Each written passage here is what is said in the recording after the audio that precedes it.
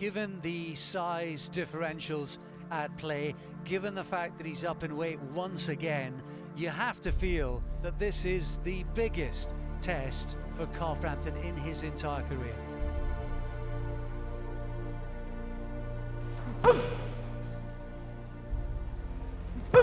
Perhaps the biggest question is, at the respective stages of their careers, what can both fighters bring to the table? How much do they still have left?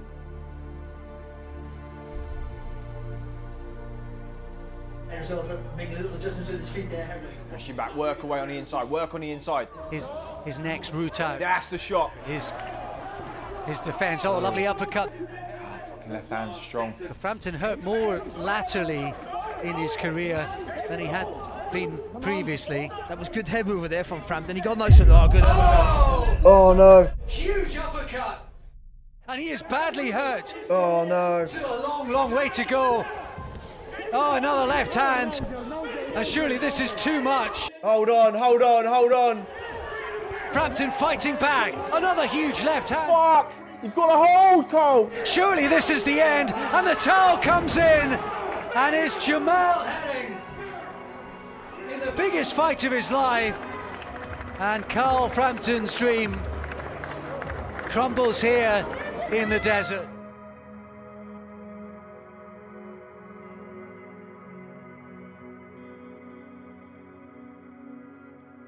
I wanted nothing more than to dedicate this fight to Billy McKee, my old amateur trainer who just recently passed away. And you know, I said before that I would retire if I lost this fight, and that's exactly what I'm going to do. I wanted to dedicate the fight to Billy McKee and my whole career, to my wife and my kids, who, you know, they've made so much sacrifices. I've been away so long. I've missed them growing up, my own kids. And I just want to dedicate my my life to my family now. What you've done in your career, what you've done for fucking Northern Ireland, do you think anybody's fucking bothered that you lost that fight? Everyone's just concerned. Yeah. Of course everyone wanted you to win. Of course they fucking did. Right, but do you think it matters to him one little bit whether you've won or lost? Yeah. It matters that the man you fucking are, and that's all what it is. Thanks, man. Okay? Yeah. Okay. It's like, he feels like he's let us down. He's not let us down at all. That's just him as a person. He's thinking of other people all the time. And I said, I don't care whether you win a world title. My only concern is that you got out and you go home and live the rest of your life healthy. Everything what you've done for us, you don't have to win a fucking world title. I'm telling you now, you don't have to win a world title. Yeah. Do you understand that? Yeah. I've just apologised for, you know, not performing, and thank them for the last part of my career, because I've really enjoyed it, you know. I've really enjoyed it with them, and you know, the last few years have been good to me, boxing. I've enjoyed it. Before that, I didn't, and I've had some very, very bad times, some bad things happened to me in boxing, but the last few years have been good, even through the defeats. It's okay, and these guys will be my friends for the rest of my life. Whatever, man. Stay no boxing relationship. This is life, yeah? This is friendship. This is life. Proud of you. Proud of you. After the fight, we talked, and he was very upset, very, very upset, and he was apologising. He was apologising to us, and he was thanking us for it being, as he called it, the best time of his career. So and that means something to me, to us as a team. You know, I think being a better boxer is one, but he believes that he's a better man. So if that's the case, then genuinely, hand on heart, I believe that we've done our job. Is it a shit way to fucking end? Yeah, it is. But it could have been fucking worse. And that's why I had to do that. No, I understand. I do understand. Everything you've done in this fucking sport and everything you've achieved, you think I'm going to let you go out of your fucking back? I wasn't fucking doing it. I had to do it. I had to fucking do it. Yeah. Thank you. The flow of the fight just started slipping away from us. And then when he got dropped in the 6th round, you saw I shouted for the towel straight away and I said, right, I'm thinking to myself, if there's a couple of good shots now, if he doesn't fight back and Herring starts landing clean, the towel's going in. About 10 seconds before Jamie stopped, I was actually hoping, it would be stopped. Like maybe they said the hell with him. And thankfully, Jamie's a very, very good coach. If you're a talent for a fighter who's at that level, it shows you how good of an eye he has and how good of a coach he is. And I was more than happy that's what he done. He asked me for the towel, and I gave him the towel because it was the right thing to do. And Jamie's, not just compassion. It's not about compassion. It's the right call. To be honest, Carl was on his feet and looking out of the ring, and he looked down. He looked a little bit disappointed, and then we both sort of got closer and said we had to do it, and he sort of agreed. He said, "Listen," because he knows we'd have his best interests at heart. Regardless, there may be too many brave corners in the world anyway, and we wouldn't be one of those ever. He's gone past the point where he's got a legitimate proper chance of winning this fight. The only way he's going to win the fight is by one of those spectacular, come from behind knockout punches, which virtually never happens. So what is the point in risking his health and long-term health for the sake of a few more 10 more seconds or 15 more seconds on a hope of rolling the dice? I don't want to gamble with someone's health like that. Alright, kids. You okay? Yeah. Where's your brother? Upstairs. Want me to get in? No, where's your one way? I made a mistake. I phoned Carla text me, and the first text I seen after the fight, and she says, Can I phone you now? So I thought she'd seen the fight. She hadn't seen the fight, so I phoned her.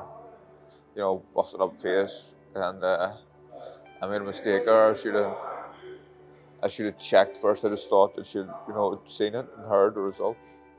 How did you feel when you spoke to him afterwards? I just felt a wee bit sad for him. Did you? Because you FaceTimed him, didn't you? Yeah. Yeah. What did you talk about? Just talking about he's going to be home soon, then that's him done, and he'll have to do it again. Yeah. So I bet that was nice to hear, wasn't it? Yeah. I guess it's kind of actually the first time in your career you'd have understood what he was going through in that moment. Yeah, most definitely. That's someone that I've never been able to relate to, and I couldn't put myself in them shoes as much as I'd like to. But yeah, certainly the way that it finished as well. Finishing without seeing the final bell. It's not nice. It's not a nice, situation to be in. Every fight, if they were to lose, they want to go out on the feet. They don't want to go out like that. But it just happened. So yeah, I could feel his pain, mate. Am I right in thinking that Carl contacted you after the Lara defeat? That's right, mate. Yeah. But good for you, fella. Not my place to give any advice. If I was going to say anything, I'd say turn your social media off for a week and forget about this game for a while. Surround yourself with your family and friends. It all gets easier with time. So I thought, you know what? Top man.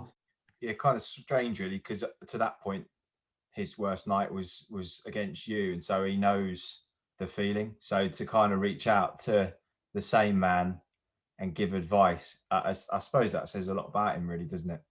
It massively does, and I think that's weirdly, people look up and say like, "Oh, we've got a bit of a bromance going on," but this is the weird thing about this sport, because you knock lumps out of each other for 36 minutes, but you grow respect.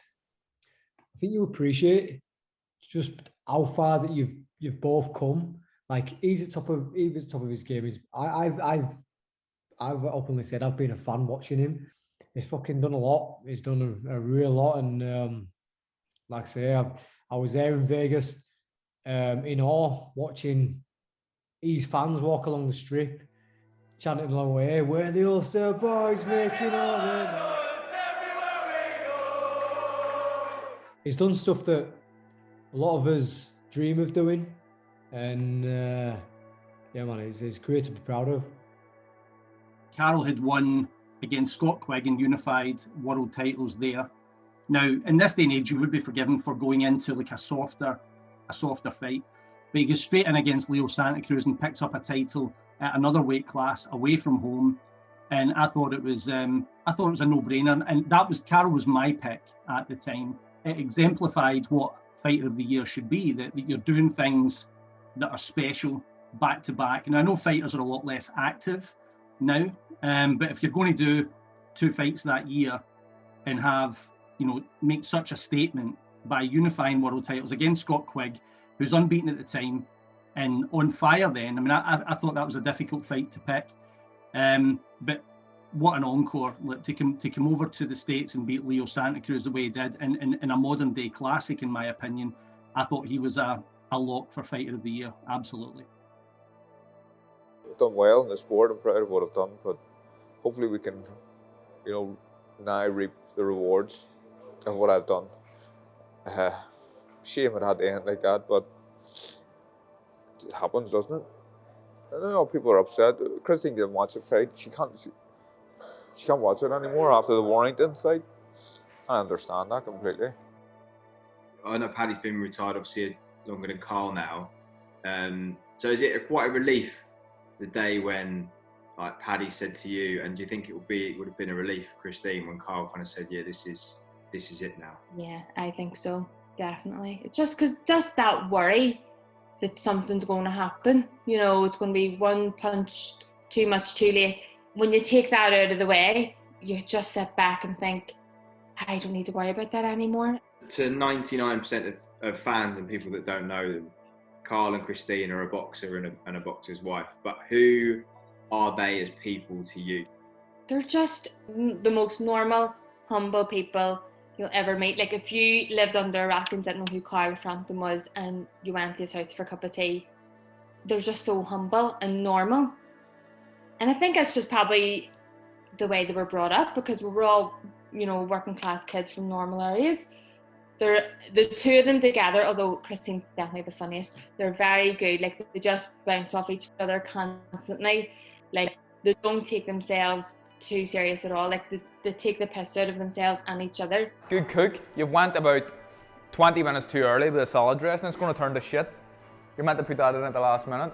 It'll all be gloopy and mucky. That's what all top chefs do. If you ever needed anything, like, they're definitely one of them people you could just phone in the middle of the night and say, listen, shit's hit the fan, and they would be there for you. Paddy was fighting in New York when he nearly lost his whole face. He was to come home 2 days after the fight. Carl was coming home the very next day, and Paddy had to hang about for a day or so.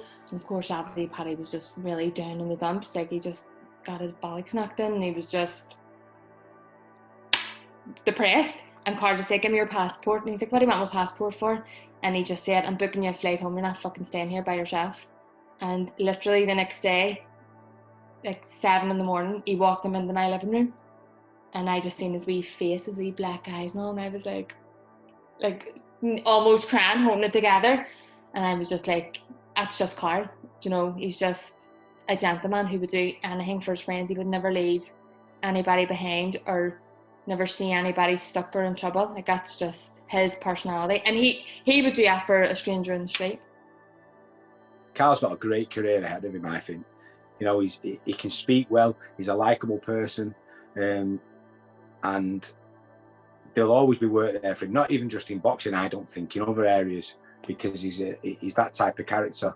And I'm glad for him, because he deserves it, because he's given a lot of people a lot of enjoyment over the years. He's put a lot of hard work in, and he got rewards from the boxing side of it. Now he can retire and relax and enjoy his family time, but I feel like he'll get a lot of repercussions in the long run as well. If I'm a celebrity, get me out of here, wanted your dad to go on, do you think he should? Yep. Why? Just be funny to watch him having spiders all over his face. Do you think he'd be good at the bug challenges? You know, the bush tucker trials. Well, yeah, because he doesn't like get that scared of like spiders and all, so I don't think you would really mind that one. Oh, that's annoying, isn't it? Yeah. Be good if we could find out something he's a bit scared of, and then we can make sure they put that in the challenges. Yeah. All right, we'll do that. Well, guys, I just wanted to say thank you for letting us film you a few weeks ago, because you were both brilliant and everybody loved you. And if we come to do some filming again in the future, would that be all right with you? Yeah. All right, kids. Well, have a good weekend, guys. Yeah. We'll see you again soon, all right? Yeah. Bye. Guys, take care. Bye. Bye. Bye. As their friends, what do you hope the future holds for Christine and Jamel? I hope they make the most of their time, because it's easy to get caught up in everyday silly things that aren't important, especially like after this last year and the world's just friggin' went mad. So I really do hope they appreciate their time together, just doing the little things, because especially when the kids are bigger, like it's the little things and the wee memories that make the big things. I like cherish going to watch United with my son, or taking my daughter for a Starbucks. You know, the little conversations in the car on the way, which you would have just took for granted. What were you saying? Who said that your ma is a better cook than me? I say you're better. I am. Carla, what are you talking about? Mom makes way better carbonara than you. Carbonara. Not lying. That's right. I'll not tell Chris how she makes her carbonara. Well, clearly the kids are the judge. You can't say you're a better cook. So, Dalmio makes a better carbonara than me. That's what you meant to say. So what? Your mum make a good carbonara, but Dad's is like, it's okay. It's improving. Yeah. Yeah. Mom puts lots of bacon in it. There you go. More bacon. So more bacon. All right. Dad's bringing home the bacon, but I'm putting it in the carbonara.